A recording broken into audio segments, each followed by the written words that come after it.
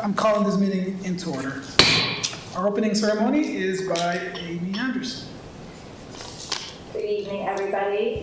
I just wanted to talk about National Caregiver Day, which was this past Saturday, and kind of recognize the role that caregivers have throughout our community.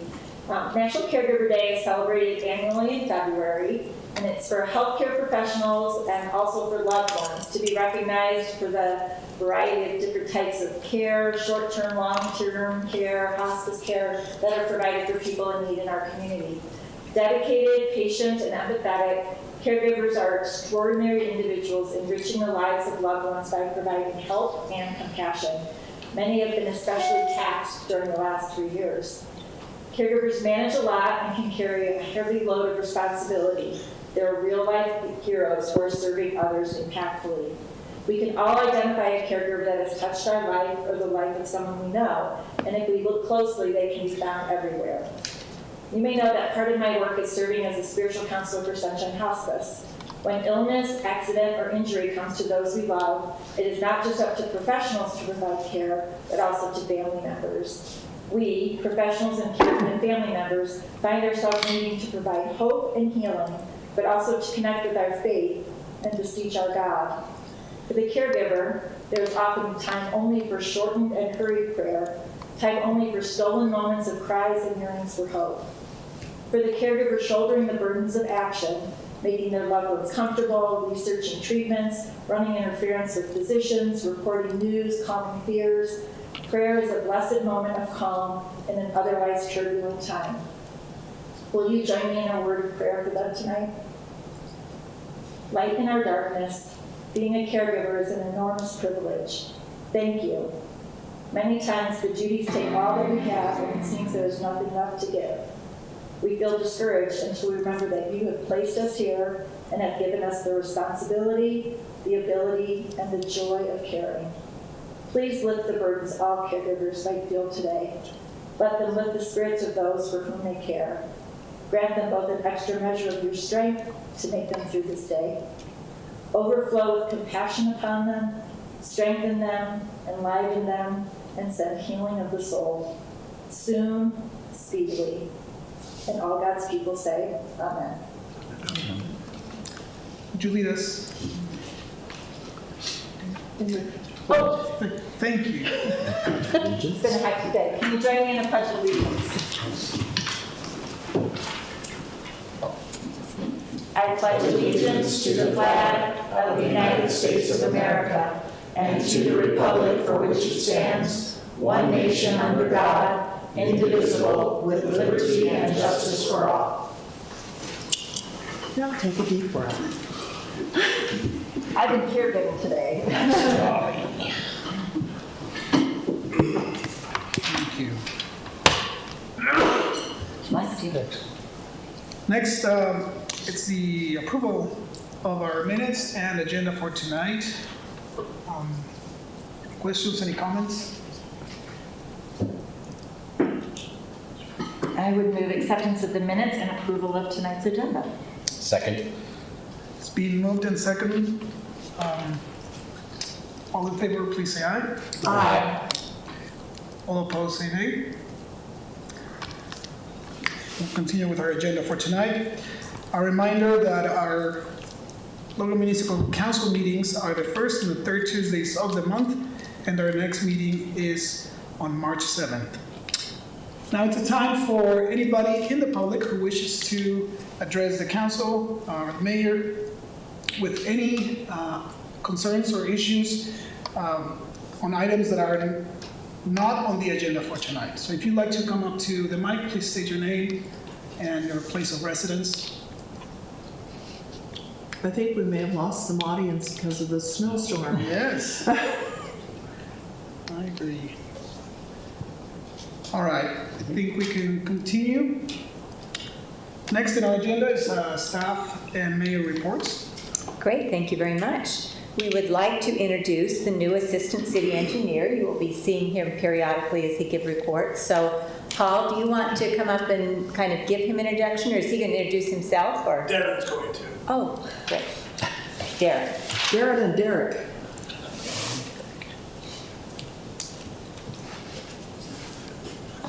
You may call us a dynamic duo.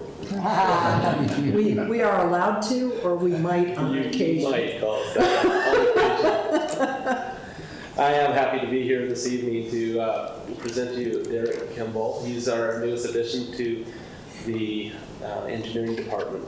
Tom Dickinson has left us recently, and Derek has filled his spot. Now, Derek can talk to you a little bit about himself, but he's a past Logan employee, so he's coming back to us after having spent some time afield. In the private sector, he's come back to city government. We're glad about that.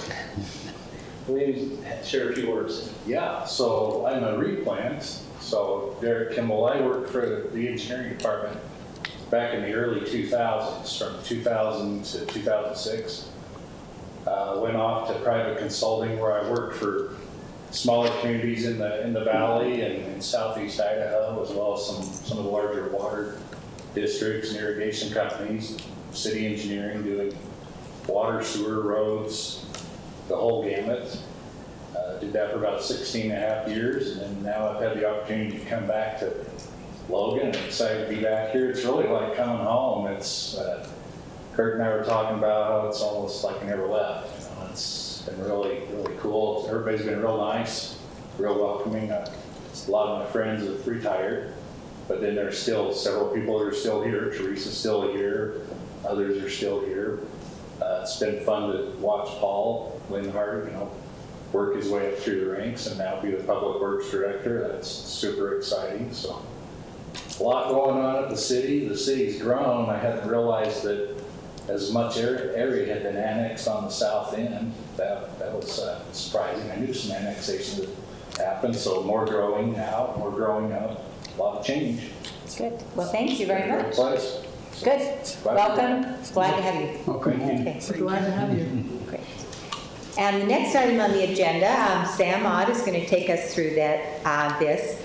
We will be coming up with a temporary parking plan for City Hall as we proceed with the library. As you know, by going to 3 stories with the library, we are gaining more space for a plaza and also more space for parking. And to do that, we will rework the entire parking area. So Sam will walk you through on that. For a while, there will be limited parking and employees will have to find additional parking, walk a little bit, or reserve some for visitors. So Sam, take it away. Perfect. Yeah, we're excited to be at the phase where we're starting to see some improvements outside, just inside the library, but now the site. So starting next week, the contractor will be working on the parking lot here at City Hall, the south parking lot.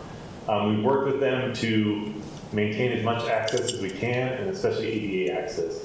So for the first about month, 6 weeks, basically from next week to the beginning of April, the west half of the south parking lot will be closed. So you can see up on the map, it's that purple shaded area. It will be fenced off, and they will be doing demo and some stormwater improvements in that portion of the parking lot. The east half, shaded there in green, visitor parking, will remain open for visitors, citizens coming to City Hall. We will be asking all employees to not park in that parking lot to preserve that for just visitors to City Hall. You can see also on this, we've designated some visitor parking areas on 1st West and 3rd North. We're not restricting those, like you have to be visiting City Hall. Those won't be signed or anything, but we will be asking city employees not to use those stalls to, again, preserve them for people coming and going from City Hall. As the mayor mentioned, we'll be asking city employees to park on the north side of 300 North and some other various parking options we have. It'll be tight, especially for employees, but we will find space. So this is for the first 6 weeks. The second 6 weeks, from April through May, the entire parking lot will be closed and inaccessible for anyone. At this time, on-street parking will be even more critical. And you can see we're going to be able to maintain access to the main entrance to City Hall, the south entrance there. It will be on level sidewalk as well. The contractor is helping us get some sidewalk in there, so that will be closed. Those needing ADA parking or ADA access, the entrance will be the south entrance. Parking, we're going to designate some stalls along 1st West and 3rd North as ADA stalls. We can't, by code, we can't officially designate them as handicap stalls, but we're going to sign them as, those needing extra mobility help to give them access with ramps to get on the sidewalk. It will be a little bit of a trek to get around City Hall, but it will be level at least. For those coming to the City Council meeting at night, street parking obviously is the first option. Those yellow employee parking areas after 5 p.m., our employees go home, so those would be open for City Council meetings, Planning Commission meetings, after hours meetings. And for you, staff members, you council members that have a pass, I assume you all know where you can get in through the engineering, the public works door there on 300 North. If you don't know, we can show you if you want to use that parking for that time period. And that's good to know. It's a black star, so it might be kind of hard to see, but this black star on the police building is a public entrance. So during the day, those parking on 300 North can use that entrance on 300 North to get into City Hall. It's not ADA compliant, there are stairs, so keep that in mind. But if you're mobile on 3rd North, that's probably the easiest Yeah. way to come through the police building and in that way. Good. Anything I can address or answer? Well, the key thing is signage. So for example, I sometimes come in through that hotel parking lot. So if I'm gonna get there and I'm gonna go, oh my gosh, I can't. So hopefully they'll have well thought out signage. Yes, great thought. Yeah, we'll have some signs on the fencing, especially to designate. And we do intend these exact exhibits will probably be sent out on Facebook probably by the end of this week to let people know to expect the changes. Good. Again, short term and because of progress, so we're excited about what the improvements will be like when we're all finished. Thanks, Sam. Okay. I appreciate the fact that you have thought through all of this that well, and it is very clear, and I think that people will be perfectly happy with it. Let's hope. Yeah. Okay. And is it April and May or sometime in May? 6 weeks. We're anticipating sometime in May. It's obviously some weather dependent, whether we get asphalt for the parking lot. So we hope to have it open by the end of May. Thank And you. there's always Cash Valley Transit. Yeah. I Thank don't you. know where they stop. They stop on Main Street and They stop on 200? Yeah. they stop on 200. In front of the Yeah, post office? by the post office. Right. And they stop on Main Street. So. And for item C under my mayor staff reports, you see Ambry is coming up to the podium, and we just wanted to recognize her for the work that the HR department does on employee health and wellness. They just received a nice award from Cigna, a healthy workforce designation. And again, they promote all kinds of activities to help our employees, so. Yep, like the mayor said, we try to do a lot of wellness programs that we can because that's what Cigna wants us to do. And so we were nominated this year. Only 10% of our reps' businesses were nominated, and of that, only 2 received the silver, so us and another entity, and then the rest received bronze. And so again, they really like what we try to do, which again, get our employees involved. So we do an annual 5K run or walk. We also do a golf tournament, and then the employee appreciation luncheon, which I appreciate our directors. They do come to help just reward our employees and again, tell them thank you. Yeah, council members usually come help with those You guys too. come too, so we do appreciate that. And Chief then Jensen and I are really good at serving food. we will have to take you guys back again. So, but with that, we also do monthly challenges, whether they're water challenges, exercising challenges, and then we do wellness quizzes as well. And employees are more than welcome to participate if they want to, but we just, again, try to encourage our employees to promote, think about wellness, and then promote it as well. And do employees have access to the rec center? Yes. So- Yep, so they can get a rec center pass there, as well as they get a golf pass too, and then to the aquatic center. And then those that aren't library residents, they actually get a pass to the library as well. Although ours is currently under construction, but they still get a pass to that too.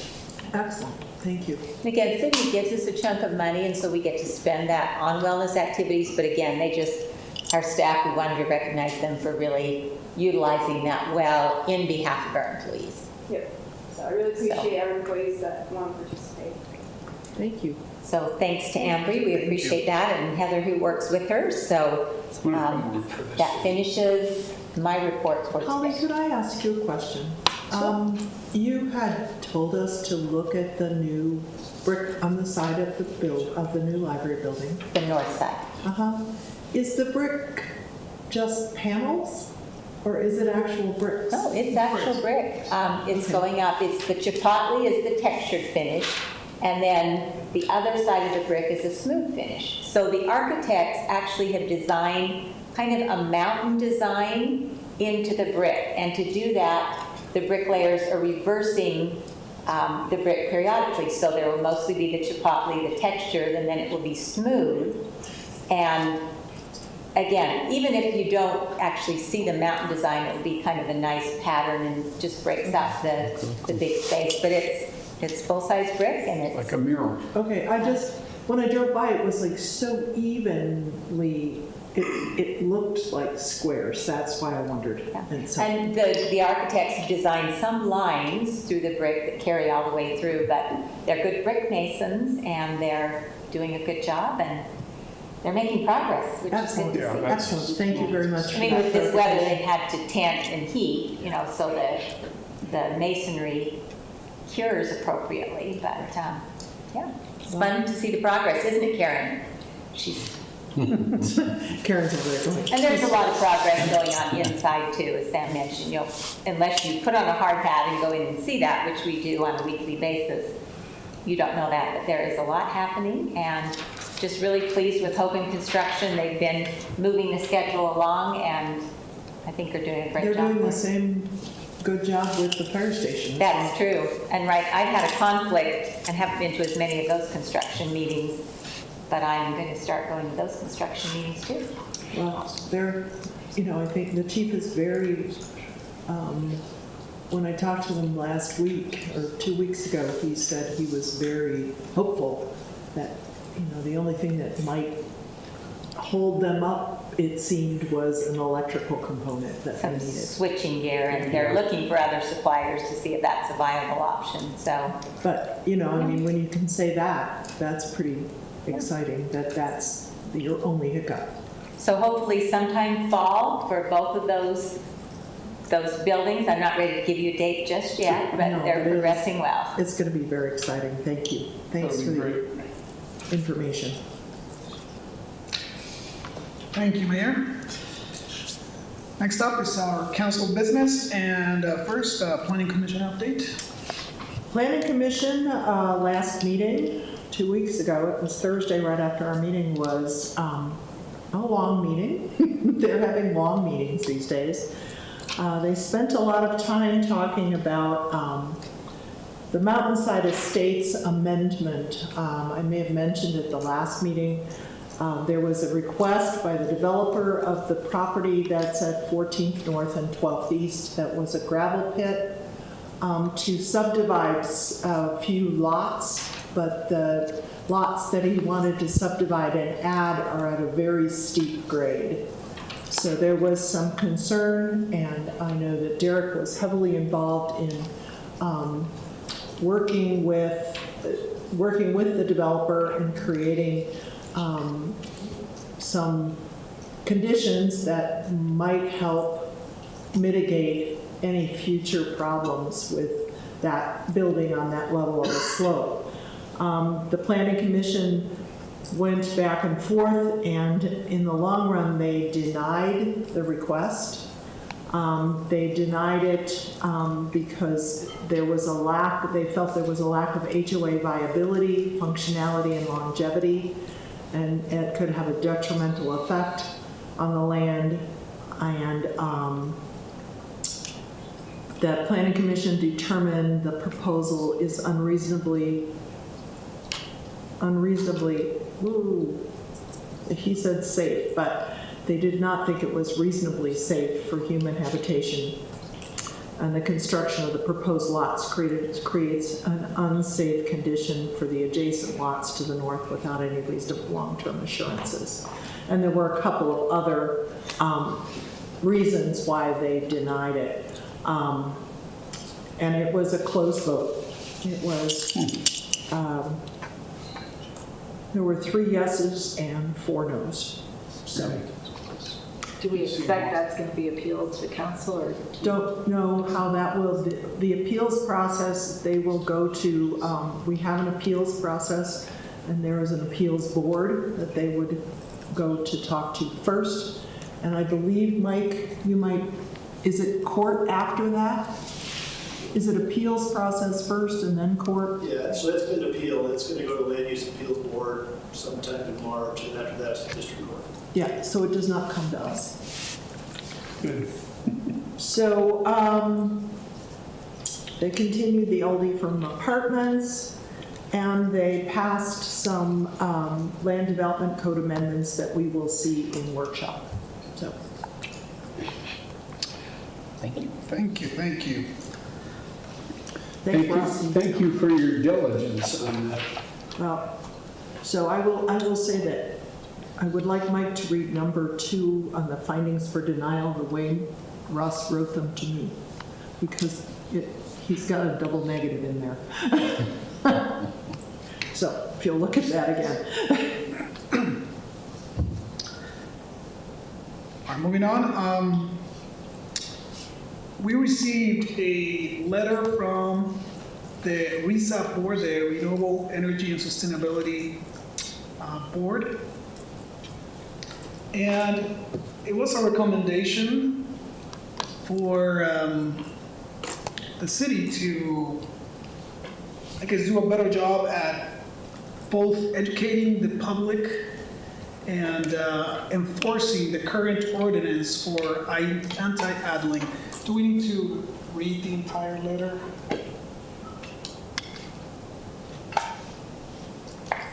It did not get included in our packet, did it?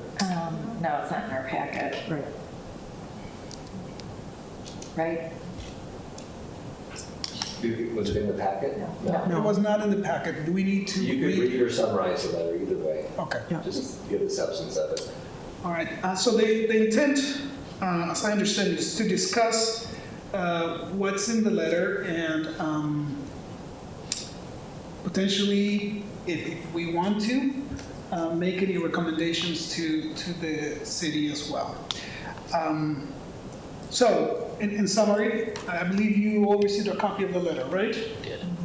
In summary, the board is recommending that we try harder, if I understand correct, right? We try harder both at educating the public about the current ordinance, in an effort to encourage people to turn off their engines and do not idle. And at the same time, for the police department to also try harder at implementing and enforcing the ordinance. Do you guys agree with that as the intent of the letter? Yeah, and I think in particular that they want us to encourage the Logan School District and the university to encourage signage about anti-idling as well. I think that was, so not only education classes, but also signage. Is there any way that we could encourage our drive-in businesses to have a sign? And it's optional, and at one point, I think Emily Mallett did visit with some of those businesses and did offer them free signage, the same thing with the school district. And again, at the school district, I know was copied on that letter, so I figured they had a reminder. As you may or may not recall, Salt Lake, this was a couple of years ago, passed an ordinance that I think eliminated, drive-ups as far as, idling in cars, and they also wanted to make a much more aggressive anti-idling ordinance in terms of, enforcement and tickets.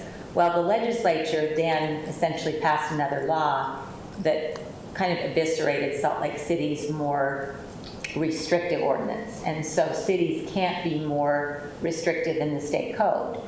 And the law is that you have to give 3 warning tickets before you can give a ticket. Now, our police officers, if there's an occasion to stop them, they often just provide education. They don't even bother with a warning ticket because, it's 3 before you'd actually give someone a ticket. Again, part of it is you can't give a ticket on private property unless it's a publicly available lot. But again, in the morning when people are, trying to warm up their cars and often idle their cars, because of our off-street parking, typically they're in a driveway where police aren't allowed to give tickets. Now, they could do something in, shopping center parking lots, but you have to remember, we have, if I recall, the most is we have like 4 to 8 officers on patrol at one time. So they're responding to every call that comes into dispatch. So there isn't a lot of time that they have, just given our staffing levels, to go out and, drive through parking lots and educate people. And maybe you'd like Chief to respond to that, but because we have had this discussion with them and said, if there is an opportunity, use that to educate people and to try and help them understand. So I don't know if you want more specifics from Chief. Is there a way that we can, I know we asked Emily to do many, many things, but is there a possibility that we could enhance our online education forum for that? Well, and she has done quite a bit. Again, so far we have simply used social media, which is free. They do Instagram, Facebook, Twitter, and especially when we had that really bad inversion about, 3 weeks ago. She was doing daily posts, showing the micrograms. Yes. She really does that, but, and again, the RESAB board did suggest that maybe we'd like to spend some additional funds to do radio advertising or something, and that would be a council decision as you approve that budget. Would these be considered PSAs? Like, could you do a PSA on idling? That might be a way to do radio without cost. Right. To Cache Valley Media Group and to Utah Public Radio. And I know about PSAs. And I know she's done that in the past. Again, PSA, you're kind of at their mercy in terms of they run them when they choose. And but typically they cooperate. So I'll ask her if she has been utilizing that, and if not, ask her to maybe extend that. But so it's a little bit. It's just a challenging ordinance to enforce, to be quite honest. Well, I will tell you that I went up on the bench a couple of weeks ago and you looked out north and the air was brown. It wasn't even just like foggy like it used to be, it was brown. And so I think that we've had a lot of population growth, and perhaps it's time for us to re-energize some of our discussion and, just make people more aware.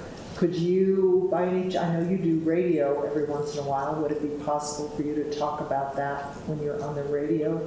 Yeah, I could do that at my next, speak with the mayor segment. It might, we're not the only fish in this pond, but we are the biggest fish, I guess. I was wondering, do we know what other communities, if they have anti-idling ordinances as well, or is Logan the only community in Cache Valley that has implemented an anti-idling ordinance? Because, people come here that live in the surrounding communities, and they may not even be aware that there is an anti-idling ordinance if their community doesn't have one. Yeah, do you know, Chief? That would be... The county just always coming out. The county does have, they have their emissions testing program that, and they also have a program where they buy back really bad cars to try and get them off the road. So that's helped the situation. In addition, just as the fleet modernizes, they're cleaner. The newer cars are cleaner, but we also have more cars, as you mentioned. So I don't know what the other cities do, but we're all capable of writing citations if we choose to, based on state law. There's not just anti-idling laws, there's also laws that suggest you can't leave your vehicle running with the keys in the ignition. So there's state laws that allow us to do that as well. Depends on the situation. we like to think of it not only as an anti-idling issue, but also a auto theft issue. You know, when you're leaving your vehicle running and giving opportunity to criminals to swipe your car. So that's why that other state law is available to us. It's quite honestly an easier law to use based on the fact, as the mayor suggested, we don't have to do 3 written warnings before we actually issue a serious citation. We too have been out on social media and the police department asking people to be cautious about how they manage their vehicle, locking doors, taking the keys out, won't let it run. Not only for anti-idling, but of course anti-theft as well. So yeah, I don't know any other cities on how they manage anti-idling.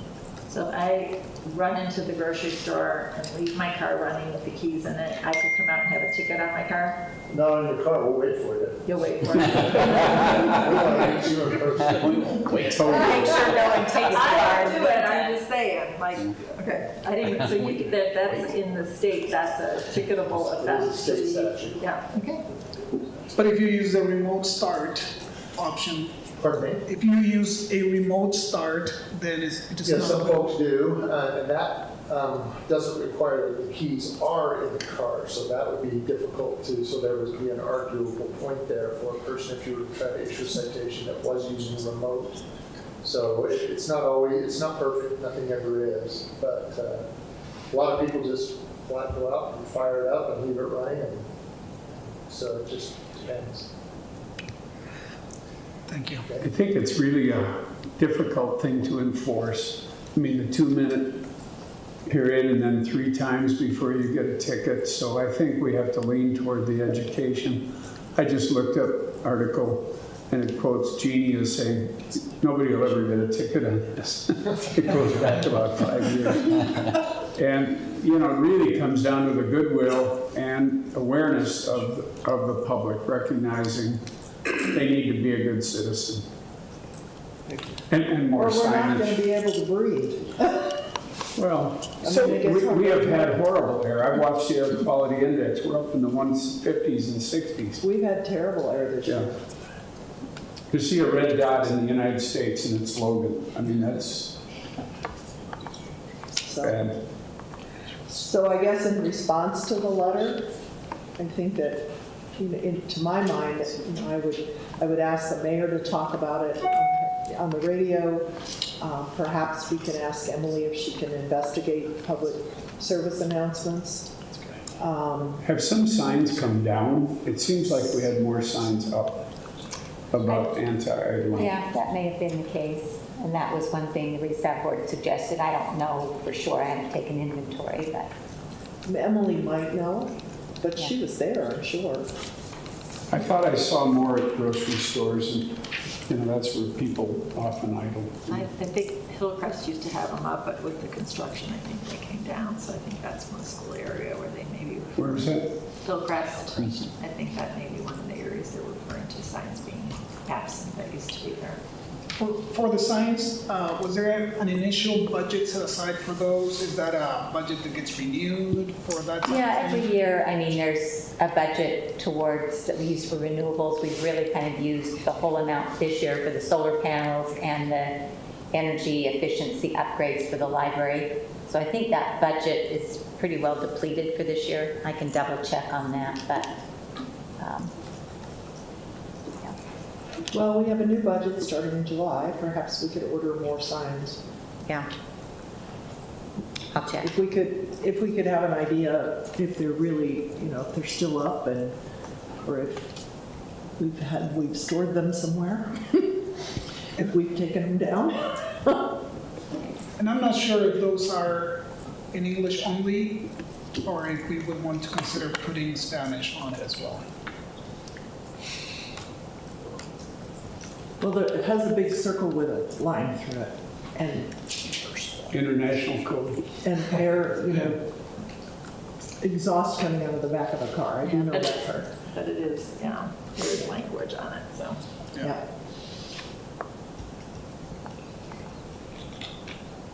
But not knowing how much signs are, it's hard to identify. I don't know. We're just sitting there. Do we know how much are signs a lot of money? I don't know. I don't think so. Yeah. Not terribly expensive. And then again, I mean, it's the staff time to go out and see if people will put them up. I mean, again, then the businesses generally have to put their own signs up. There is another opportunity as well, because as you know, every year they have a statewide contest for anti-idling posters by the high school students. And some of them were quite incredible this They're year. really good. Yeah, Ed usually comes and presents them to us, doesn't he? Yeah, I wonder if he's going to do that. But But again, that's another effort that's out there. There are a number of educational efforts and I mean, what I'm saying is we could potentially, because the state does use some of the winners' signs in, throughout the year, perhaps they make posters or they do something where we could acquire some of those and ask businesses if they would post them. That might be they're just a little different than our regular sign. I don't know how, maybe we could have Ed come and do a presentation and we could ask him those questions then. Is there any way we could incentivize the businesses that post the signs so that they're more interested in putting the signs up? well, I don't quite know how you'd incentivize businesses, and again, does the sign translate to behavior? I mean, again, that's the problem. I think by this point in the air quality discussion, I think most people know they're not supposed to idle. Again, do they just make the choice to go ahead? Does a sign change behavior? I don't know. Well, I find it interesting, we've grown in population quite a bit, and I don't think we're talking about it as much as we did, say, 5 years ago. Well, and we've had several years with really pretty good air quality. I mean, this year we have a lot of snow again, which helps create the conditions to, Trap the cold air, we've had a lot of So cold air trapped. we haven't, I'm not sure we've had red air days for the last 3 years until this winter. So, Well, we didn't have any red air days during COVID, because people weren't driving very much. and we also didn't have these winter kind of conditions. So it's a bit of a conundrum. And I don't know whether it's, they're requesting us to just renew our efforts. So, Okay, thank you. Appreciate the suggestions. Thank you. sorry we gave them all to you. Is there anything we need to do as a I'll do council? Or that we can do as a council? Like I say, I can't. I don't think think we're of that. talking more legislation. It's either enforcement or education. Education is going to work eventually.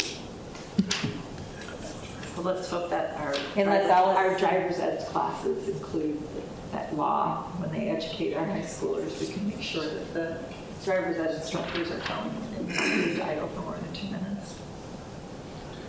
Unless That you would be all a good want to thing. contact your neighborhood schools, I mean, you each are assigned to a neighborhood that has a school affiliated with it. I mean, you could contact the principal and just see if those signs are still in place, if they like additional signage to remind them to. Well, they might not be, because Ellis is a totally different school, As is Hillcrest.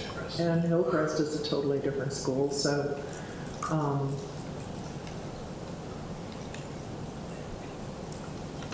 they probably aren't up anymore. Okay. Again, Superintendent Schofield did get a copy of that letter, but I'll reach out to him again and just see if there are any schools that would like additional signage if we were to provide that. Okay, thank you.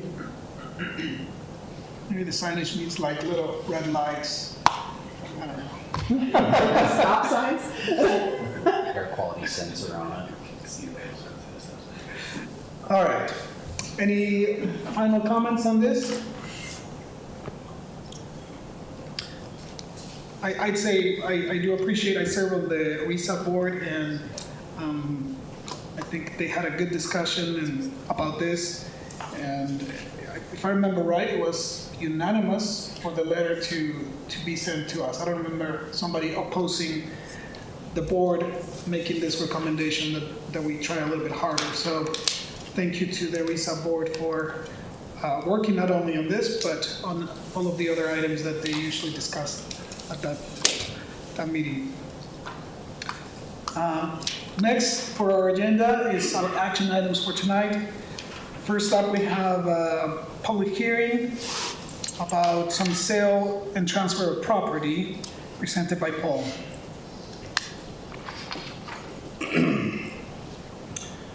Okay.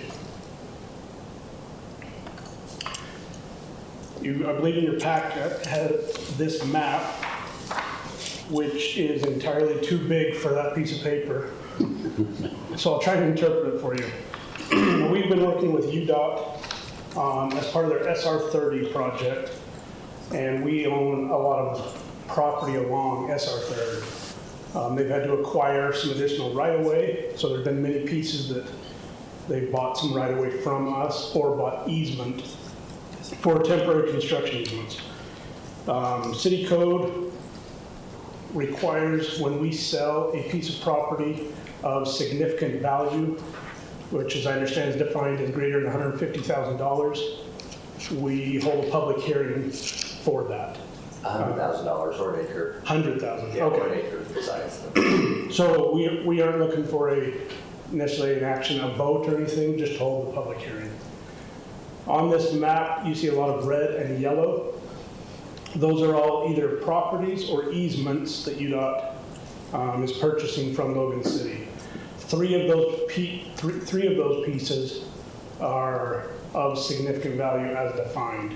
The three that are highlighted in green, they are all near our environmental building, near the landfill. To orient you, again, I apologize for the size, but I can try to zoom in a little bit on that. 1450 West, as labeled here, is the road going to the landfill. The environmental building is located right here with Scale House Road, if you're familiar with that. These are the three pieces, that gray shaded area right there under the hand, that red piece under the hand, and this red piece are the three that are identified with value greater than $100,000 or larger than 1 acre. What's the total amount? For those three pieces, roughly 600,000. 140A right here is approximately, is 152,000 and change. 142B, which is the gray shaded area, is 284,000, and 142BA, which is this red strip, is 173,000. How wide is the gray strip? I don't know the exact width. Well, it doesn't impact the environmental services building at all. No. As a matter of fact, you can see that property line right here. That is an existing property line. These are two separate parcels of land. And what they're doing with this gray one, to give you an idea, is that will actually be a landscape detention basin for the stormwater runoff for part of SR30. So when we talked about putting a bike lane, it was supposed to be on that side of the road, I thought. And it's part of the plan in there. Okay. It would be contained, I believe, in this red area. Okay, thank you. I just don't want us to lose that. Oh, no, it's still part of the construction. Okay. I like that word. So, okay, and as I understand, just for people who might be listening, the way our government is set up, the mayor has the right to sell city property. But because we have it set up that if it is greater than an acre, greater than $100,000, that it does come for public comment. Yeah, that's an executive function for the mayor to sell or buy property. State code and our municipal code Well, requires. she can't really buy it if you don't give her the money. Right. But she can sell it. But she can sell it, or he. But the process is so that the city council can give input and the public can give input to this trash. So do you know what their scheduled start date is for that whole project? For construction? Yes, A lot of people have asked that question. Sure, so they did bid the project, put it out to bid. Unfortunately, as we've seen, construction prices, the bids came back much higher than expected, like No. 50% way above Yeah, their I bet. budget. So what they did not award it. They brought it back. They're gonna split it into 2 phases now. Phase 1 being there's a lot of preload and settlement that needs to happen along SR 30 throughout the valley. And so phase 1 will be just the preload, meaning the hauling a whole bunch of dirt, stacking it, and let it settle for a while. Okay. They would still like to do that, they're hoping to do that portion this year still. And then bid phase 2, the road construction, this fall, this winter, to begin either early spring next year. Okay, okay. That's good information, thank you. You bet. Any other comments before we open it up? This is a public hearing for this item. If you'd like to comment on this specific item, please come up to the mic, state your name and your place of residence. Thank you, Paul. For everybody who's here. Yeah. Don't all come up at once. All right. Seems And they like- only get 3 minutes. Yes. Looks like we can bring it back to the council. Any last comments? None from me. All right. Thank you, Paul. Thank you.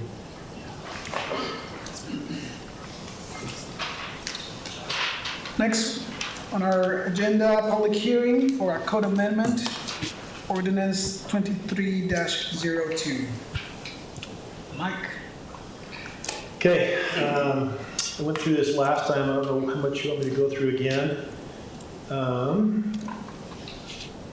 We've gotten a couple of written comments in support. Yes, to the council got direct. 3 emails, yeah. There you go. We're very supportive. Okay, so this is just an amendment to the critical lands overlay zone 1724, and it deals with partially floodplains, and we'll deal with that as a workshop tonight. Riparian areas, geologically unstable areas, wildland, urban interface areas, lands above 4850, wetlands, and then we dropped out prime ag and critical wildlife habitat. So I don't know how much you want me to go into, but I can easily answer questions if you'd like, or I can go through more of a presentation if you'd like. Comments, questions? So I do have a question based on one of the emails we received, which was that her presumption is that if this was passed, that it would prevent the development of projects like the Willow Lake subdivision. Is that a correct presumption that this individual has made? No. No, what it would require of a project like Willow Lakes is they give us more information up front so we can all make a better decision up front. They've gone through the process with the Corps to delineate wetlands. They've done the analysis on the floodplain. They've worked with our engineering group. So they're at the point now where they're preparing construction drawings for the plat to move it forward. So this wouldn't in fact stop that or cause something like that to not happen. It would just require a better level of analysis and detail. So there would not be additional setbacks? There would be changes if it were a totally different project, but it happened in a wetland Yeah, so and floodplain area, so there would be additional setbacks. They may not be able to build make as many lots as they have today if it had come to us after we passed this. yeah, so the original question was, would it prevent that from happening? And no, it wouldn't. Wouldn't prevent it, but it would change But it. it would alter it, right? You know, we proposed some additional riparian areas, so that would have some enhanced setbacks off of the river area. But when you look at the floodplain for that area down there, well, even this shows you, well, I'll show you part of the wetlands, but the floodplains, let me get there.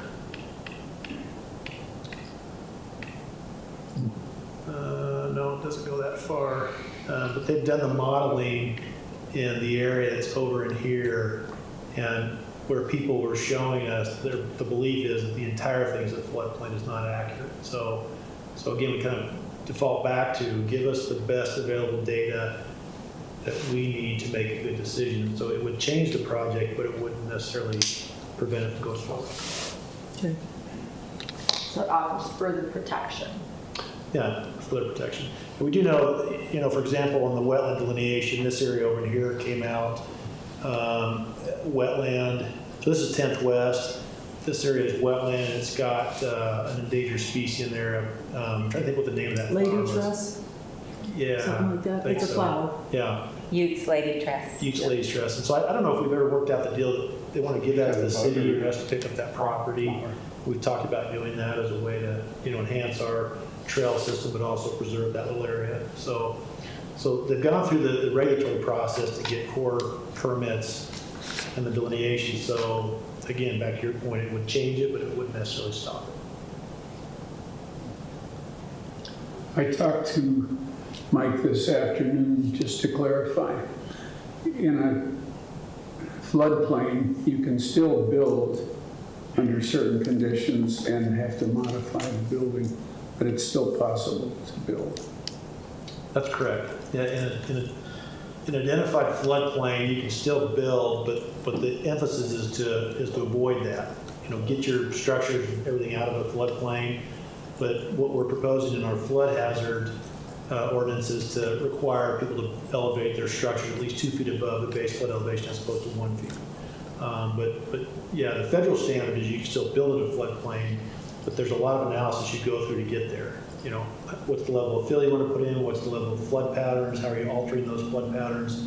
You can't push that flood water to somebody else. You can build there, but how are you going to absorb that change of flood flow? So again, they've gone through that analysis with their project, and I haven't seen what the construction drawings look like, and I'm assuming it's a little bit different than what the plat was, but again, they've gone through that process to get there.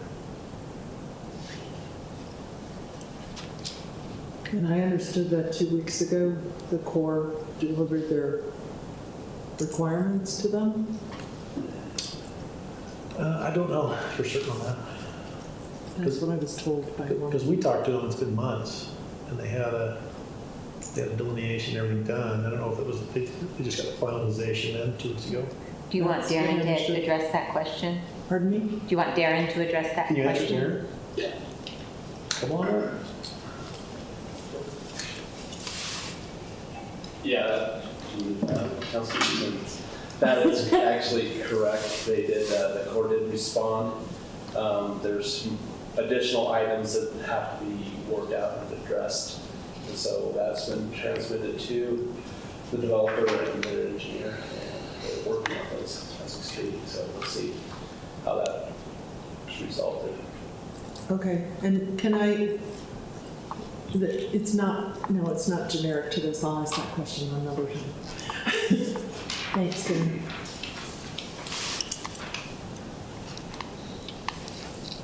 Any other comments before we open it up for public comment? Let's do it. This is a public hearing. If you'd like to comment on this specific item on the agenda, please come up to the mic and state your name and your place of residence.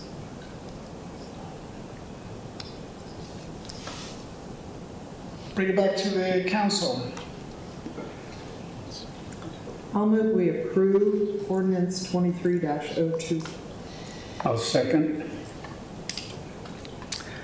It's being moved and seconded. Any additional before? All in favor, please say aye. Aye. All opposed, please say nay. Ordinance 23-02 passes. Next on our agenda, we have a public hearing for a rezone. It's ordinance 23-04. I'll give you just a brief rundown. This is a piece of property on Canyon Road, 745 East Canyon Road. It's vacant. It looks like that from the street. Zoned, was planned for detached residential.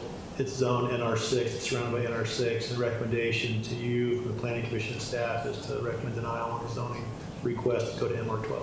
So, happy to answer questions. I think we talked quite a bit about this one. Remind us just what the slope is. Steep? I don't know what it was, but it's fairly steep. There's a path that goes up it. People take that up to campus. It's on us. This corner's a little challenging too because of the nature of the roadway. Really, the thought is if somebody's gonna develop it, they can still develop as a single family dwelling. It'll just take it's always gonna take some money. It's gonna take some time, energy, and money. So are there any setbacks associated with that piece of property that would allow for curb gutter and sidewalk or anything like that? Or curb anyway? Yeah. Well, they'd have to develop the frontage according to our road standards, but the standard setback in front of 25 feet. Okay, all right.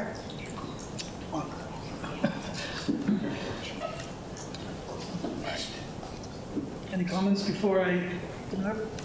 All right, this is a public hearing. If you'd like to comment on this item, please come up to the mic and state your name.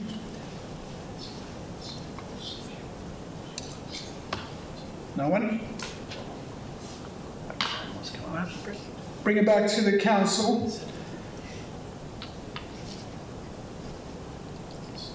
Questions? Comments? I understand a desire to have a economically viable project, but I would be very reluctant to rezone something in the middle of an NR6. So I would make a motion for denial of ordinance 23-04. And I'll second that too. What are you going to say? I was just gonna second it. Oh, I'm sorry. Oh, Go no, look at ahead. each of I took yours last time. No, that's fine. That's fine. It's been moved and seconded. All those in favor, please say aye. Aye. Aye. All opposed, please say nay. Oh, Mike, you get the whole rest The of the rezone meeting. is denied. You. Next, we have a public hearing, resolution 23-03. Mike, would you give us a quick summary of this one? Yeah, so this is kind of a policy guidance on fee waivers for moderate income housing.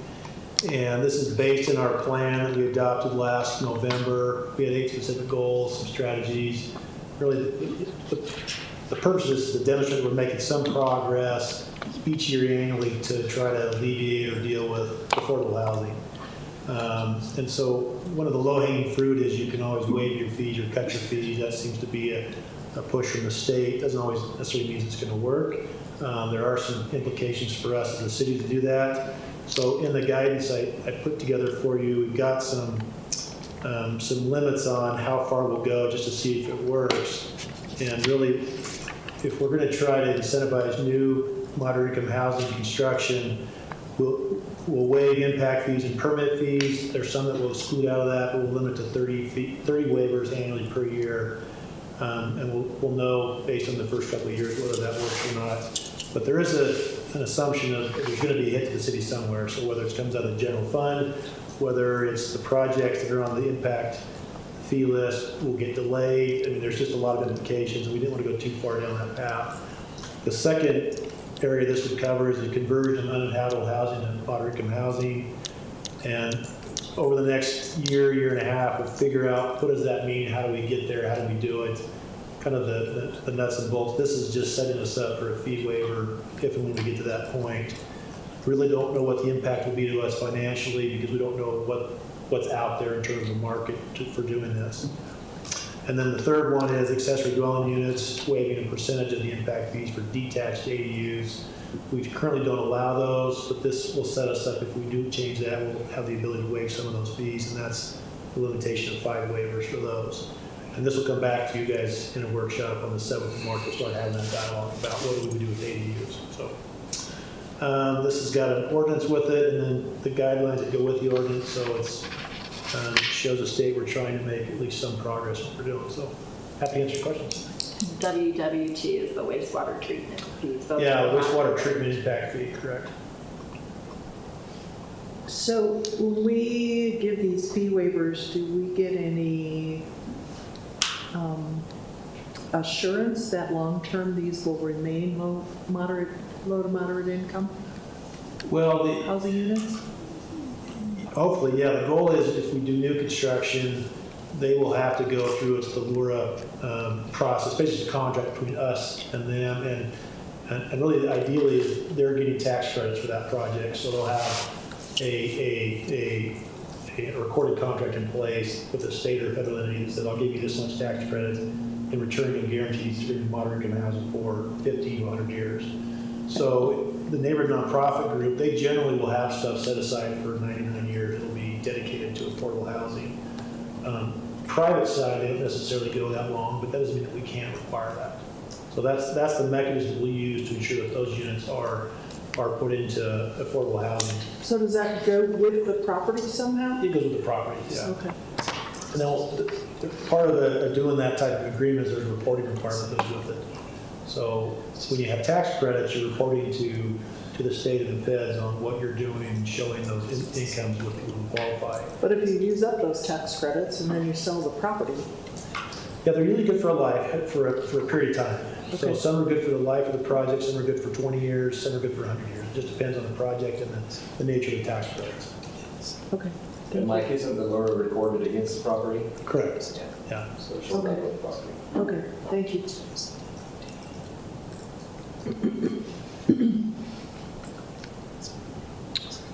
Any comments before opening it up? Okay, I got one more question. Requires Allura assumes the project is qualifying for federal state tax credits. What if it is not? Do we have a mechanism to assure the continuation of low, moderate income? Yeah, we'll still use that same word to do that. Okay, Yeah. thank you. The preference on the new construction is we want to see a project that has tax credits. We want to see a bigger bang for our buck to get to providing affordable housing. Okay, Yeah. thank you. And I'll just keep going this a little bit. This also includes participation by a qualified nonprofit entity. So in a new construction, that generally will mean, like a neighborhood nonprofit or somebody else who's got the Okay. ability to facilitate that, who can go after those tax credits easier than a private enterprise can. Okay, thank you.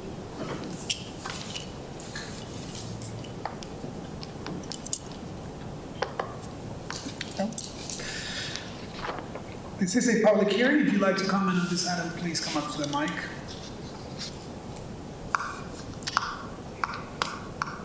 All right, bring it back to the council. I will move passage of Resolution 2303. I think this is a good idea. Your turn. I'll second. Since I've been inspired. I'd just like to throw out there that I did see something circulating briefly on social media that this would be an advantage for developers to continue to build. But I think it's just clear this is for moderate income housing projects. This is not a global, we're waiving fees to add housing. This is for moderate income housing. And there's a limit to it. There's only so many units. And it has to meet all the criteria that Yeah. Mike listed, so. Just clarifying. And it's 30 permits. per year? 30 units, moderate income housing per year. And then each of the other categories had a unit of 5 or a limit of 5 per category. And there could be 30 units in one project, right? Right. Being moved and seconded. All in favor, please say aye. Aye. All opposed, please say nay. Resolution 23-03 passes. Oh, we get Rich for a moment, then we get Mike again. Small break. I can cover for Rich if you'd like. All he ever does is read the Yeah, list because of Rich is gonna things, just so. say, yeah, we went up this last time. Yeah, I think we were pretty good about this the last time. All right, so we have a public hearing for budget adjustments. Rich, is there anything you'd like to add? 4 grants, 2 of them for the police department for reimbursements, 1 for the public works department, $260,000, for a COG grant for 7 South, 1st East, and lastly, $11,611 for the CLEP grant we get from the library, usually every year.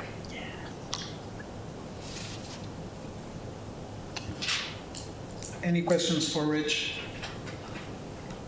No? This is a public hearing. If you'd like to comment on this, please come up to the mic. I don't see anyone. Karen told us what she was Karen. doing with it last time, so. Yeah. All right. Bring it back to the council. I'll stay out of it. I move we approve resolution 23-04. I'll second. Been moved and seconded. All in favor, please say aye. Aye. All opposed, please say nay. Resolution 23-04 passes. That concludes our action items for tonight. Next, we have workshop items. First, we have a code amendment that was continued from February 7th, or the previous meeting, I'm sorry. And it's ordinance 23-03. Mike? Okay, so this is a kind of an offshoot of critical lands discussion. There were some changes we need to make in the Logan Municipal Code 1727, flood damage prevention. This is actually the purview of the city engineer. When Bill was here, I offered just to do it while we're doing the critical land. Obviously, we've got a new engineer now, and Darren's looked at it, been involved with it. So if you have any technical questions, we'll ask Darren to get up and answer those. But really what we tried to do is update the ordinance so that it gets at requiring some base level data so we can all make a better decision. It references the updated flood insurance data that will be done May 9th of this year. Restricts critical facilities and all special flood hazards, so they're your schools, hospitals, police, fire stations, things like that. Requires floodplain information at the time of application for projects and subdivisions. We updated the variance and appeals process to match our land use appeal board through our land development code. And then it also has shallow area flooding construction standards for non-residential buildings. But really this shows you a floodplain map, and the idea is if you're going to build on this site or develop this site, we'll want to have some information that shows us, what's the base flood elevation, how high does the water get, then how high does your building have to be in order to be safe, and then what's the impact by putting a building within that area. And then talked about this earlier, but what we've done, or proposing to do is this is the standard, the federal standard is once you know the base level of flooding, elevate your building at least a foot above, and that's the finished floor, so it could be a basement, could be your first floor, but what we're suggesting is go to 2 feet as opposed to 1 feet because there's the unknown with how high will that flood really get. It's based on some engineering, some science, but Mother Nature's always a little bit wonky in terms of what it actually does. So this gives us an extra foot of freeboard just in case. So is that, so you said 2 feet, like the floor of, say, the basement has to be 2 feet above that floodplain? Yeah. Okay. Well, there's no basement, right? So generally, There's no basement. So the construction has to be 2 feet above the floodplain. Okay. Does that, maybe this is the same thing, but does it measure to the finished floor or to the bottom of the, say, the joists? That's a question we'll have to ask Darren. I don't remember if it's the finished floor or the bottom of the joist. Because the joist could be a foot. Right.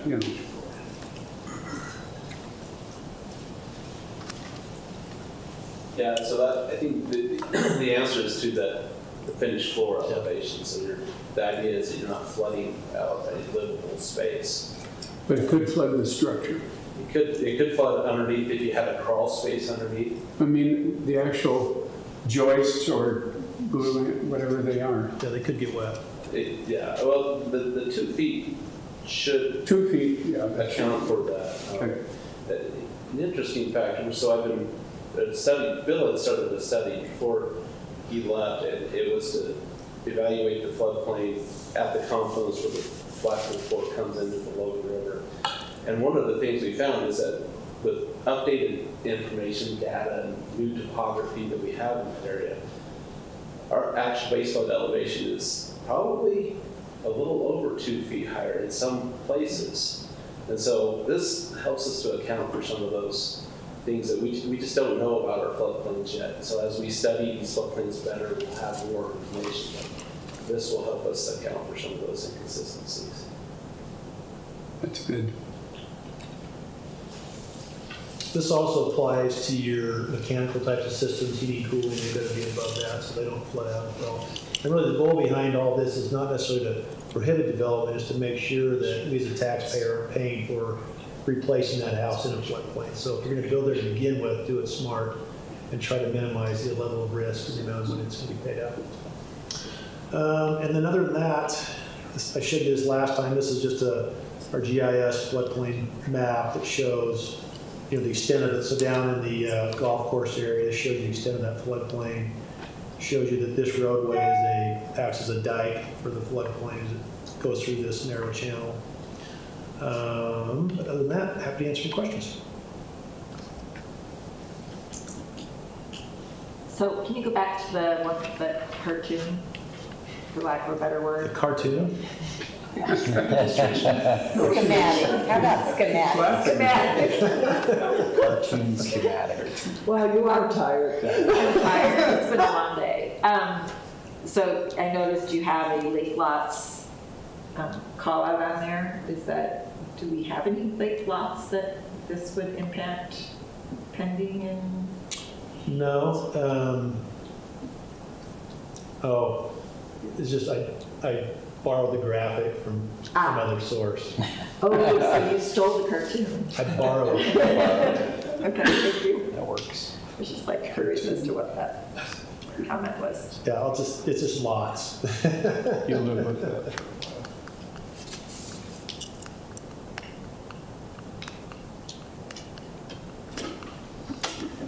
Any other questions, comments?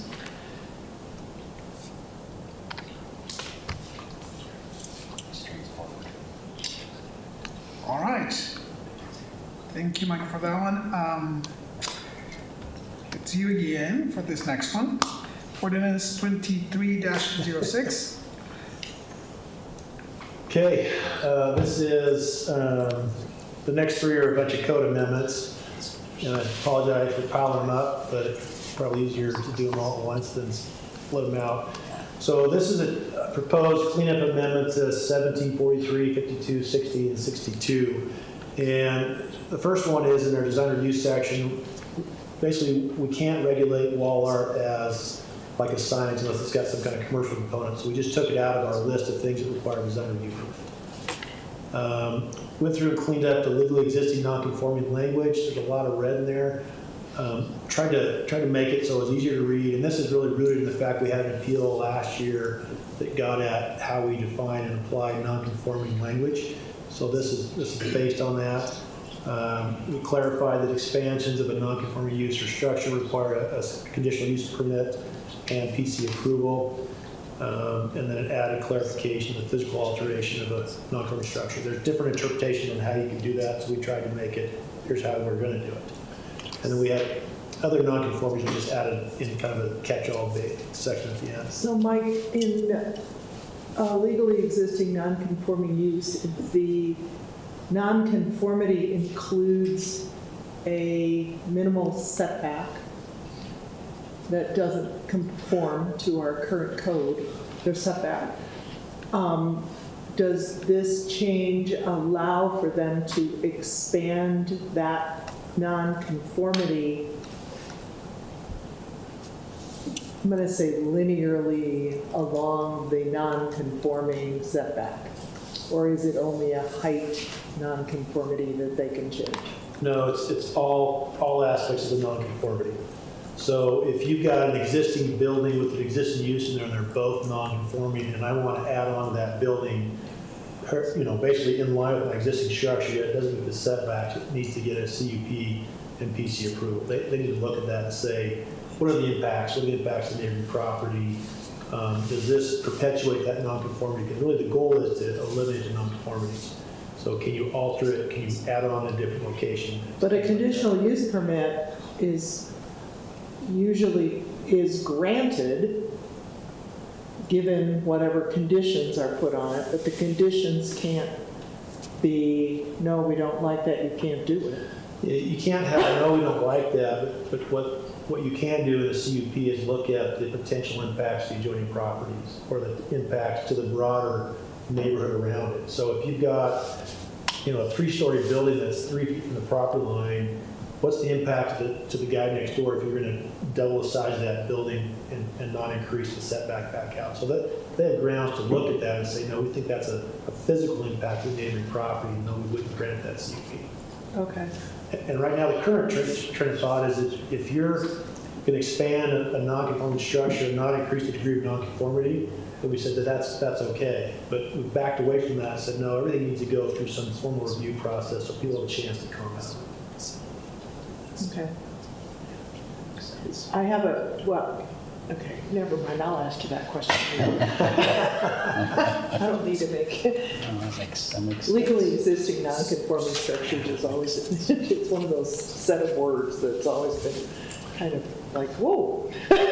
Yeah, state law says we have to recognize those because they do have rights. So if you built a house back in 1890 and it's on the property line, we still recognize that's a legally existing structure, but it's non-conforming, then it doesn't meet the setback.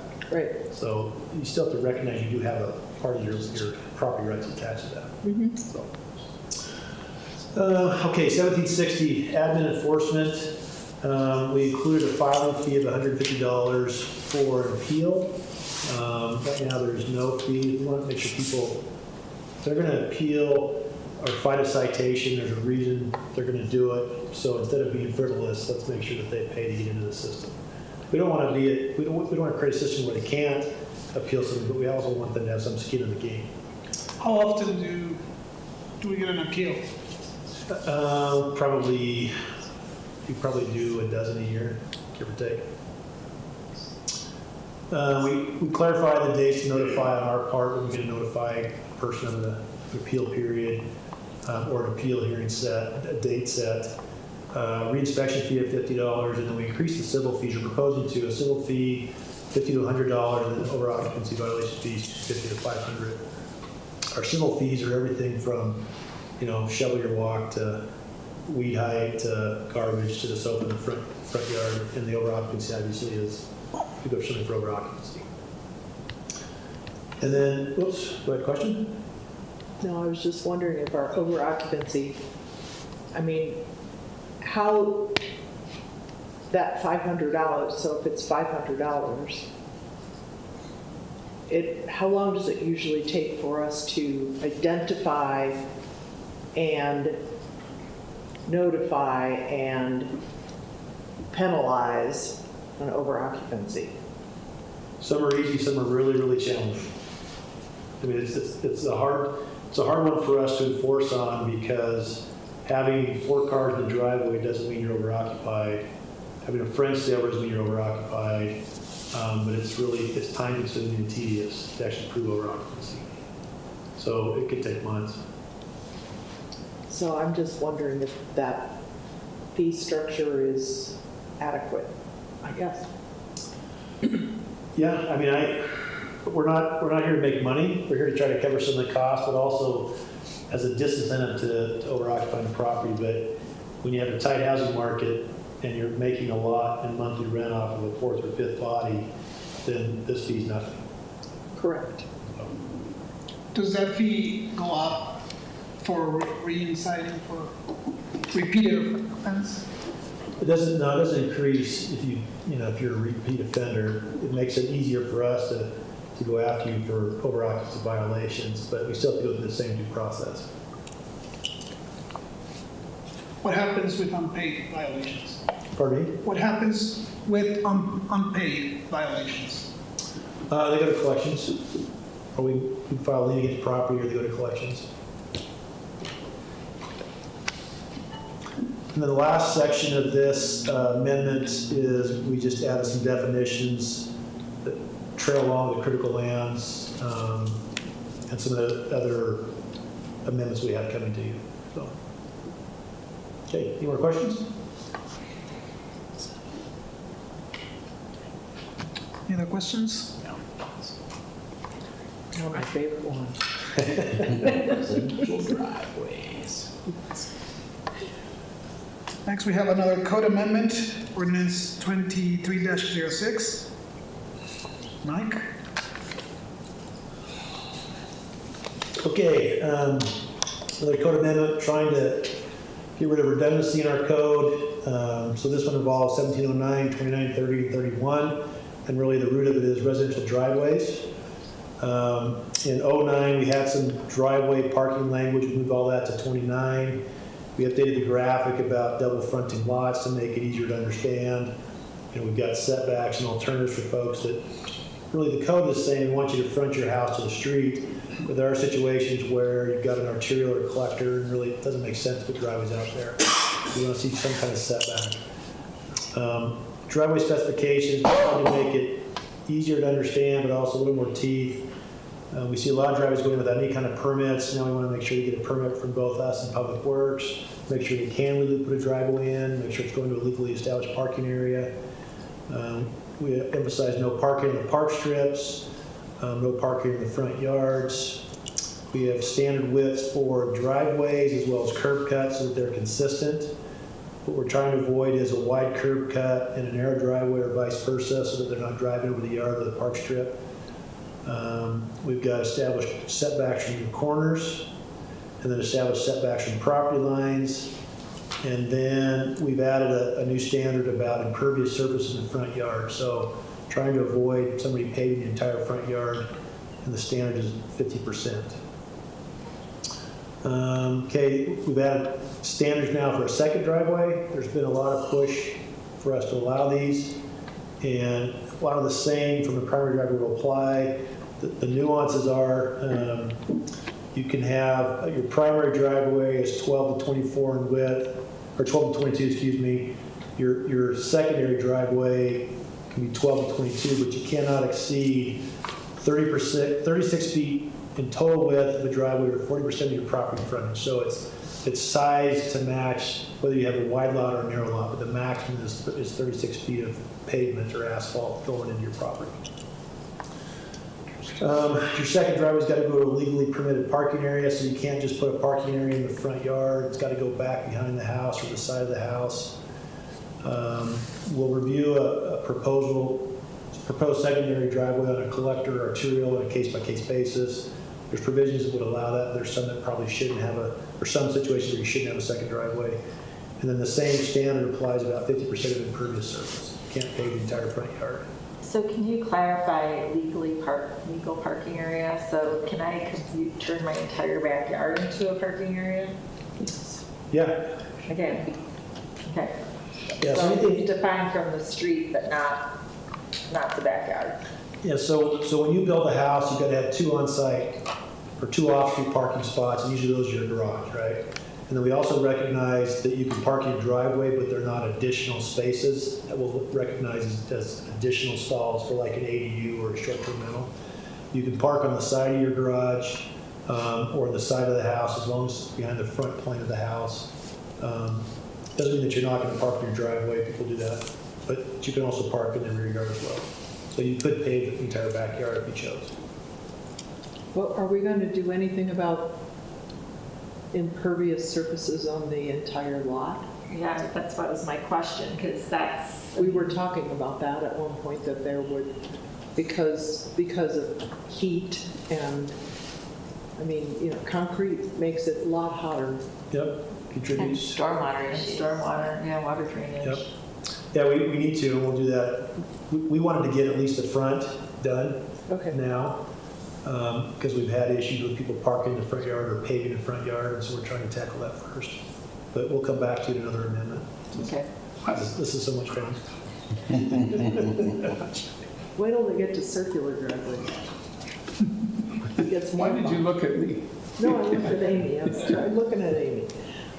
So there are a lot of homes with, seems permanently parked RV vehicles. So does that mean they have to be parked behind the front of the house, or does that not apply? Yeah, we'll get to that. But yeah, they need to be parked on the side or the back of the house, not in the front yard. But we put some new language in for that. Okay, the next category of driveways is a circular driveway.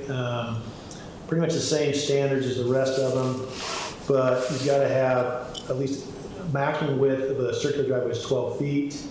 And then this area between the driveway and the street, at least a 10-foot setback, and it's got to be landscaped, it can't be paved. or hardscaped over, and then the same type of mathematics apply in terms of the maximum width of these driveways is 36 feet or 40% of your property frontage. And then this is just a little example that kind of shows you what does that all mean. So you look at this site, here's a circular driveway here, this is 20 feet here, 16 feet there. This area is landscaped, they've got a setback. This is about, it starts out 16, it tapers down to 12, a little bit wider over here. And then when we looked at this front area for impervious surface, you just do the rough math on it, it's about 42% covered with concrete. So the goal is to get away from anything over 50%.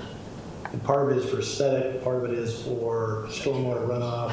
Oh, it's not my house. Is that your house?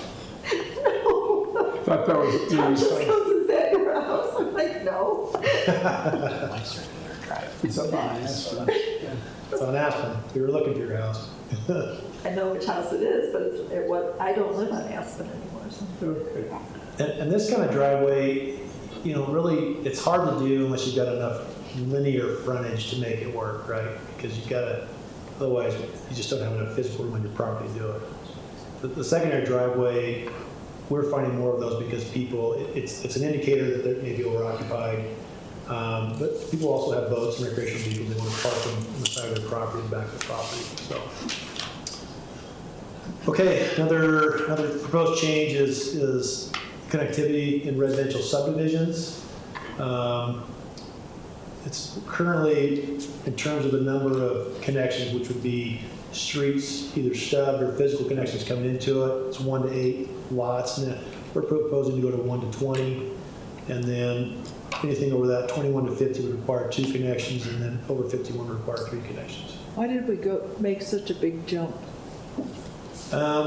Because we find that we argue over this every time we have a plat comes through, and trying to relieve our own stress. But really, the fire code was what's telling us for 30 homes you need 2. And so if we can at least get to 20 with 1, you look at the length of a typical street, the number of homes that are on that, it's really not that many. So we thought that seemed more reasonable. I felt like it was a good idea, but I could be wrong. Well, I didn't know why you would go like greater than 30 require a secondary access or sprinkler systems. What is that? That's confusing. Well, under the fire code, if you put in, so this is separate from our land development code of our road standards.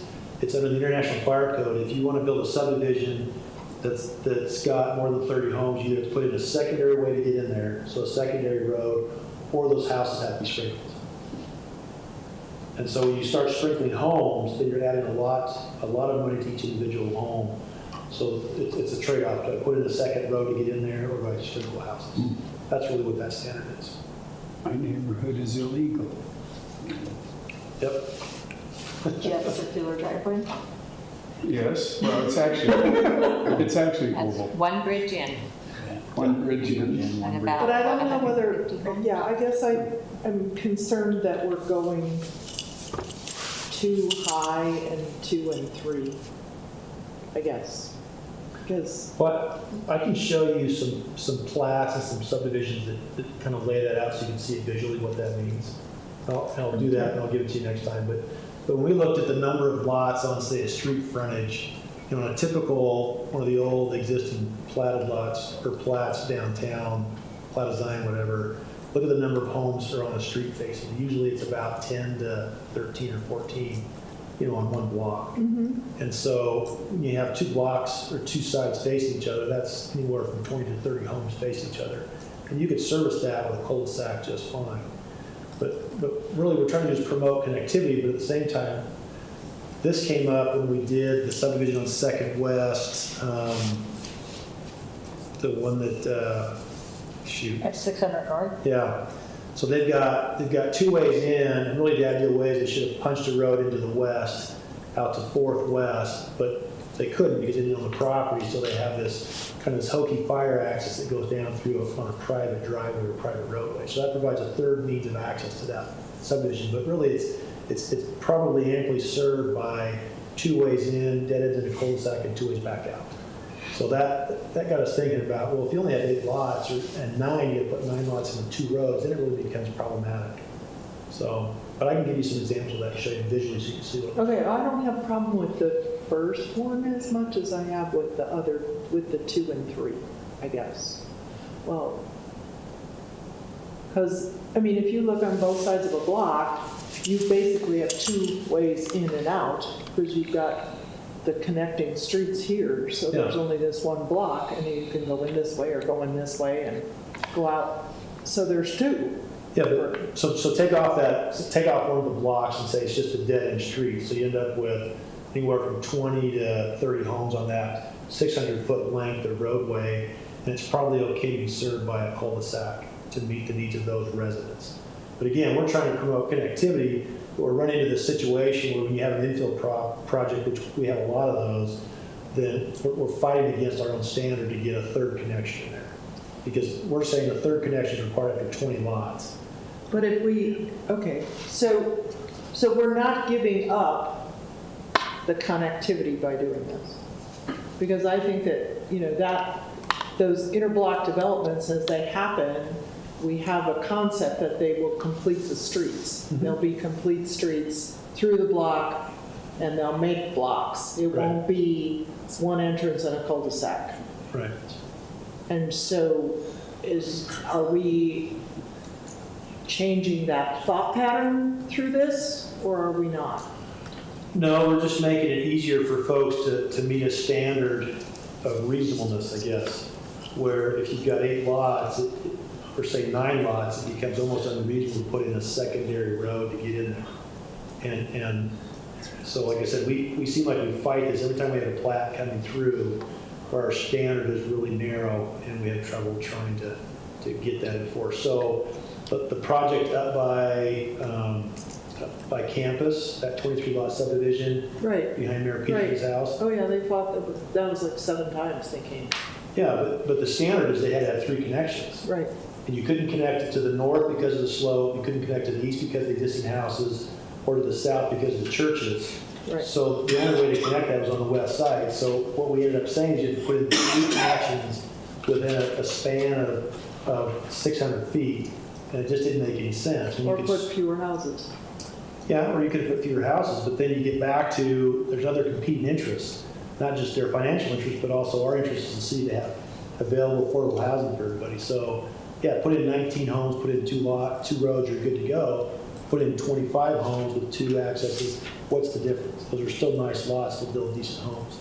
And that's where that third connection, you look at that, you think this is really ridiculous because all you're doing is putting this in to meet what's required on paper. It gives you no functional value. Okay, as long as we're not abandoning our grid system. No, we're not. Okay. I have a question, Chief Jensen. Chief Jensen. Chief. Yes. It's been a long night. What's up? Question for you. Do these changes change your perception of safety? On Being the able to, streets? being able to serve those. I have a feeling that fire chief would probably be more worried about it, whether his vehicles are a lot larger and a lot more difficult to maneuver. But, I mean, I don't have any issues with it. He deals with people that don't even use the street. Yeah, they just drive through fences and over people's yards. Sounds like I missed a good use of force. Today. Okay, let's see. Modify the infill development standards for roadways and access. Basically, it's 1 to 2 lots, nothing within the standards, because what we see is a development here, there's development here, so it's easier to share that driveway. And then we change the range from 2 to 8 as opposed to just 3. 2 to 8 as opposed to just 3. The range for what? Well, there's the standard of the road width and the road cross section. So it's everything, 3 or more homes, if you do an infill project, have to meet the basically building a public street with curb gutter, sidewalk, park strip. So we just change the range from 2 to 8, and then at 9 and above, you default to the other standards. It's a little technical, I can show you the language, but that's really what it amounts to. Okay, so we're not allowing flag lot, we're not changing the whole flag lot thing. No. Okay. So if guy A, there in yellow, builds an infill project, does he have to make a street that's big enough in case guy B in the blank space below puts a house in there? Yes. He's responsible for making it that wide. Yeah, that shared driveway would have to meet the standard for both those lots. But if it's not shared to start with, Then the guy in the white has to negotiate with the guy in the yellow or build his own roadway and still meet the standard. okay. So they can't build a little skinny driveway and two of them share it? No, it's got to meet the setbacks off the adjoining houses and the property lines. You can still do a 20-foot wide shared driveway back there to service a house, or in this case, 2 dwellings, but you still have to meet the setbacks off lines and the existing homes next to it. Okay. So it's going to be wide enough to get a fire truck back in there. Yeah, Thank so you. that's- Okay, and then, let's see, residential parking. We added some standards in there about parking utility vehicles and RVs and stuff in your front yard, on the street. We there's a time limitation on it. This came out of enforcement provisions. The planning commission recommended that we allow for temporary occupancy of an RV in a residential zone for no longer than 10 days. So we said 24 hours or no occupancy, but in the case you have a friend that's visiting or camping in your backyard, they said give them 10 days. Or in your front yard, right? I mean, or with the standards that you're proposing, it would have to be to at least the side? On the or you side could- or the back, right. What about Not on the street? Out on the street. You've got 24 hours on the street if you want to load or offload, park it there, but it can't be there longer than 24 hours. So there's no grandfathering on this thing. That's correct. This is gonna cause a lot of, What do you want? A grandfather you can use your I'm a RV grandfather. for a That'd be nice. tournament, you want to grandfather the length of time people can stay in their RV? no. I'm just thinking of people that I see, know, and it's gonna cause a little bit of heartburn. But I like it, so I won't get elected. So for example, there was a house that, on First West, that had an RV in the front on the street for quite some time. Right. And they've moved that RV into the driveway, Okay. but it's fully within the front plane of the house. So how would that affect that particular person? So here's what's proposed for language, and I think everybody's got this, right? Yep. It's 1731 parking, 080D. We changed existing language, and then proposed, and this applies to travel trailers, camp trailers, motorhomes, truck, campers, boats, utility vehicles, utility trailers, box trailers, horse livestock trailers, etc. RVs, recreational vehicles kept in reasonable repair and operable condition, parked in a legally established parking area, a detached or attached garage, accessory building, or the rear or side yard, provided it does not extend beyond the front plane of the house or front facade of the house. So really what it's saying is you gotta park that thing legally like you would a car. Either inside a garage, inside a building, or on the side or the rear of the house. So it cannot be in your front driveway, Correct. It can under limited circumstances. but not like all winter long. Right. So really it says parking is prohibited in the front yard outside of the legally established parking area and is prohibited in the street facing side yard of a corner lot unless it's located outside the minimum setbacks. It says an RV or utility vehicle may be parked in the public right of way for the purposes of unloading and unloading for a period of time not exceeding 24 hours. And we've had people that have parked in the right of way, pulled out the side unit, they're camping out there. I know. Yeah. And so this gives us the teeth before it's not as clear. Number 3 is it's temporary occupancy in a residential lot. Basically, it says you have 10 days annually, and it's only one RV.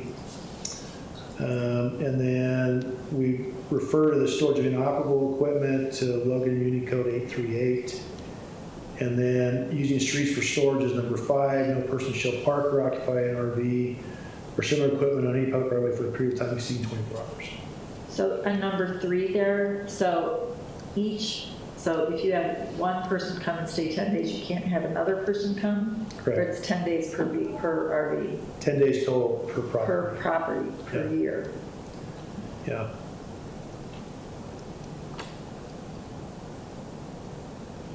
And this is a civil violation that would apply to those fees that we just discussed earlier, correct?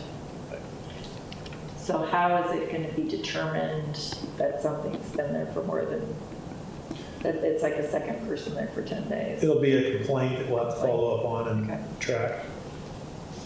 Generally, we try to take the educational approach, hey, you realize you're breaking the law, you get 10 days, be a good citizen and think about your neighbors, don't overstay. So on the one before this, the storage things, so that it's 15 days, is that, like, so if someone gets one of those temporary moving, what are those called? Pods. Pods. They can only be in front of their house for 2 weeks while they're loading it? Is that Yeah. what? Okay. Yeah, so that's under 173200, under E. And we try to capture everything there, storage containers, semi-trailer, boxcar. We don't want to see those permanently placed there or even long-term storage placed there. But yeah, 15 days is the limit that you can put one out there and move or, store your stuff or whatever.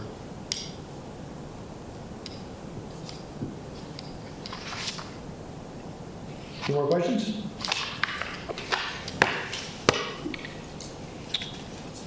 Nope. Nope. You've been busy. Wait, he's got one more. Got one more. This is way better than But Paris. wait, there's more. 2 for 1 today. Third door. For Last one, $1.99. Oh, wow. Ordinance Seven 23-07. for one. Okay, this is open space and landscaping. So currently we've got 2 sections of our code, 1728 deals with open space and then 1732 deals with landscaping. And when a project comes through, we require them to set aside property, 30% of their property, depends on the zone, for open space and usable outdoor space. So it really comes down to semantics and how we define open space and landscaping. So the proposal is to eliminate the entire chapter of 1728 because the way it's written, it doesn't really apply. It's not really written on how we apply it. Most of what we deal with is in an urban environment where you've got an existing lot that's surrounded by some development. There's really not open space per se that they're giving up. It's more of landscape areas that they're setting aside as landscaped areas. So we consolidate open space, natural areas, riparian areas into a category under usable outdoor space. So if you are, out on the edges where you've got the river or a creek or stream or wetlands, you can set those as usable outdoor space and include that in your ratios. But really the bottom line is the set-aside requirements aren't going to change. We're just trying to clean up how we relate to development as they come in. So in 1732, we try to clean up the language a little bit at the front end so it's more regulatory purpose statements, consolidated the exemptions from both chapters. We've moved, so if you build a single-family home, you're exempt from landscaping standards. We tell you that you've got to do your landscaping within a year. Some don't, some do. And then we added the usable outdoor space standards across the board as well as the reference that we had in mixed-use projects. So usable outdoor space includes patios, decks, green roofs, parks, trails, active recreational areas, natural open space areas. And if you're in a location where you can connect it with other usable outdoor space, we would require that. And we also would allow for you to do stormwater facilities in those usable outdoor areas under certain conditions. Usable outdoor spaces not include driveways or parking areas. Change the set-aside language from open space and usable outdoor space to usable outdoor landscaping. So this is really what we require as a set-aside. So based on the development type and the zoning, you're either to do 20% or 30%. So now we're going to call it basically usable outdoor space and landscaping. So pretty simple. Any questions? So is any of the changes we made for park strips in terms of what type of landscaping needs to be done apply to this? Like, I guess the question is, I know like with commercial properties now, we have a different requirement, we have requirements of how much grass and stuff has to be on there, correct? Well, we have language in it that encourages xeriscaping, not zero-scaping. So, yeah, we would encourage people to do water-wise types of design. But what we see is that turf is usually the easiest and cheapest to do because it's throw it in, throw some water, and call it good. One other thing that we added in here is we're trying to tie enforcement of landscaping, longer term to business licensing. Because you see stuff will go in and in 5 years it's been degraded and it's trashed, they don't maintain it. So we're trying to tie that, so we're not going to issue a business license unless your landscaping is maintained. So this 1732-04, there's something that's referenced elsewhere in terms of what qualifies as landscaping, required landscaping. I'm not following your question. I'm tired, so I may not be making myself clear, but. Can I rephrase? Yeah, please do. So does this piece of the code tie to the part of the code that tells what that landscaping has to look like? Thank you. Well, we set the minimum standards for number of trees, number of shrubs, and then obviously the amount of land you've got to set aside in landscape, but we don't mandate you've got to do xeriscape. We don't mandate that you only do 5% turf. We don't have those types of mandates in place. But the changes we're making in this don't conflict with They don't something conflict somewhere with else. it, no. Okay. So how are you going to enforce, you have someone that's going to, pull up a map and look at business licenses? Because there also could be weed issues we've fought those for a long time, and this is a great idea, I think. But how do you? It'll be an enforcement issue that, More complaint driven if there's a complaint about the property. there's certain businesses we know just by, living here that do a terrible job of maintaining their property. There's some that do a really nice job, but you just see there's a trend on some businesses just to let it go. And it's really inexpensive to maintain it, so let's try to get that additional hook in them to say, look, maintain this property. We'll see how well it works. So the patios, decks, et cetera, when we were looking at our mixed use, didn't we exclude those from being usable outdoor spaces? It's got to be oriented to public gathering areas. So in the mixed-use development, we've defined usable outdoor space under the mixed-use zoning, and we've broadened the category in our definition, but the idea is that we're not counting your private deck here as public-oriented gathering areas where you use outdoor space. So when this says usable outdoor space includes the following patios and decks, is that going to be in conflict with what we put in our mixed use? But they're counting it for public. We used it in mixed use for if you got something extra for having more public outdoor space. Yeah. So you can't count those as public outdoor space. Okay, but it counts as outdoor space. Yeah, Right, usable certain outdoor zones. space. It's complicated. I know. That's a good question. That's why I'm asking questions Yeah, that's about a it. good Because question. if I don't understand it, and I'm like one of the smartest people I know.